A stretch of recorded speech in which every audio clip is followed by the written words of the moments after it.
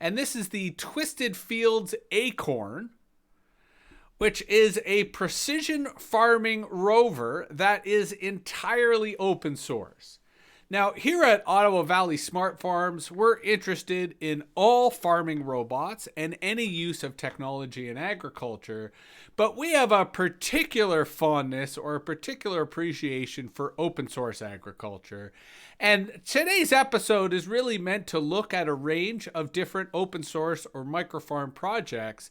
And so Acorn is the newest. This is something which I only learned about a few weeks ago, and it comes from an interesting organization called Twisted Fields. So we'll first look at Acorn, then we'll look at Twisted Fields as an interesting example of some of the open source agriculture that's starting to emerge. So as per usual, I'm going to read the first few paragraphs here of the article. Today, Twisted Fields is proud to announce a project they've been working on for just under 2 years. Acorn is a precision farming rover that they've developed in-house to aid in farming automation research. Acorn is solar powered, lightweight, and completely open source. And we will go and look at their GitHub profile in a moment. Their plan is to build a community around the Acorn system and get kits into the hands of early adopters as soon as possible, and work with the community to develop tools that can help make sustainable agriculture automation a reality for even very small and medium-sized firms. Twisted Fields thinks that precision farming rovers like Acorn can be used to fight climate change, make healthier food for all, and protect farm workers in our communities from overuse of harmful chemicals. Twisted Fields are making the whole project open source so that others can help improve the design and start their own businesses supporting their work. They believe that this is the best strategy for making this technology functional, low cost, and accessible for all. And, that's a really important point that I think is worth emphasizing, because Ottawa Valley Smart Farms not only supports open source agriculture, but we also support commercial models based on open source agriculture. And part of the assumption here is that agriculture is so large, so diverse, right? Wherever you live, there should be people near you growing food. And they should be growing food in a sustainable way that not only encourages and incentivizes them to grow that food, but makes it even easier for other people to enter the market. So on the one hand, what is encouraging or fascinating about a robot like Acorn is that because it's open source, any farmer of any size can start experimenting with the machine. But further, because it's open source, any company can start supporting and servicing and promoting this equipment to the farmers in their area. That's part of our interest in Ottawa Valley Smart Farms, is that we want to find open source tools that we can support in our community. But we also want to encourage other communities to adopt this kind of decentralized open source agriculture so we can really push back against the big agriculture companies and the big technology companies and make agriculture as a whole more accessible. And that's part of the theme of today's episode. But when looking at Acorn as an example, I think it illustrates the potential for robotics in agriculture. So let's take a closer look at their video so that we can get a greater sense of just what Acorn and Twisted Fields are capable of, or what their plans are moving forward.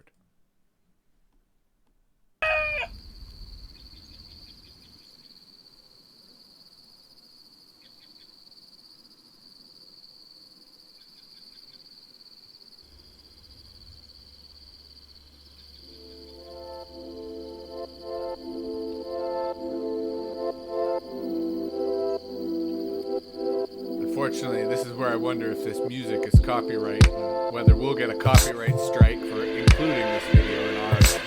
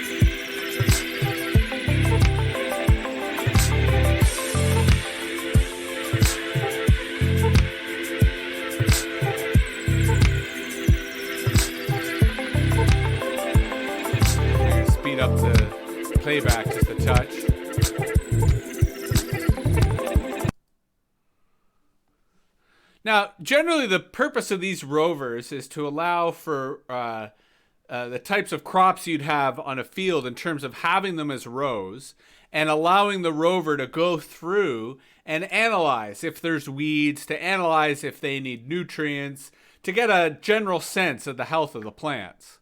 What's interesting about this farm is it doesn't resemble your sort of typical industrial or factory farm, but instead reflects a more regenerative agriculture, agroecology farm in which you're having multiple crops kind of working together. And the other interesting thing about this demo is it's showing rows which are not straight, which are curved, and still the rover is able to handle them. Now, this is meant to be a sort of prototype. More advanced robots like this will have sort of clippers, right? Sort of the ability to remove weeds sort of in real time. Let's stop and change the playback and listen to our friend here from Twisted Fields. One of the things we want you to know is that Acorn is now completely open source.